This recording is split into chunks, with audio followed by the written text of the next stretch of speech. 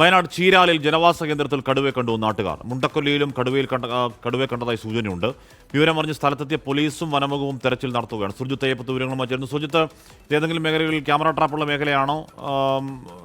പരിശോധനയിൽ എന്തെങ്കിലും ലീഡോ സൂചനയുണ്ടോ സുർജിത്ത്?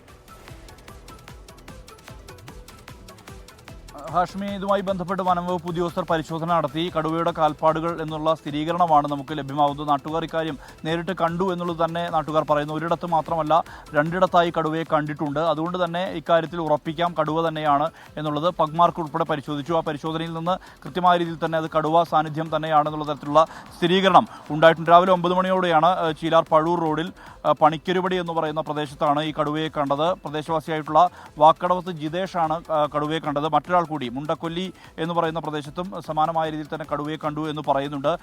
ദിലീപ് എന്ന് പറയുന്ന ആളുടെ പണിക്കർപ്പടി ദിലീപ് എന്ന ആളുടെ വീടിനോട് ചേർന്നാണ് കടുവയെ കണ്ടത് എന്നുള്ളതാണ് പറയുന്നത്. നേരത്തെ കുറച്ച് കാലങ്ങളായി 2 മാസത്തോളമായി മേഖലയിൽ പുലിശല്യം രൂക്ഷമാണ്. നമ്പ്യാർകുന്നിൽ, ഇതിനടുത്താണ് നമ്പ്യാർകുന്ന് പ്രദേശം. അവിടെ പുലിയെ കൂടുവെച്ച് പിടികൂടുന്നൊരവസ്ഥ ഉണ്ടായിട്ടുണ്ട്. മാത്രമല്ല, ഇതിന് ശേഷവും ഇതിനു മുമ്പും വലിയ രീതിയിൽ ചീരാൽ മേഖലയിൽ ഈ പുലിയുടെ ശല്യമുണ്ട്. ഇതിനിടയിലാണിപ്പോൾ കടുവ കൂടി പുറത്ത് ഇറങ്ങി ജനവാസ മേഖലയിലേക്ക് വരുന്നത്.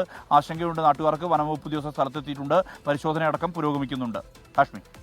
ഓക്കെ, സുർജിത്ത് അയ്യപ്പത്താണ് വയനാട് ചീരാലിലെ കടുവാ ഭീതിയുടെ വാർത്തയുടെ വിവരങ്ങൾ പറഞ്ഞത്.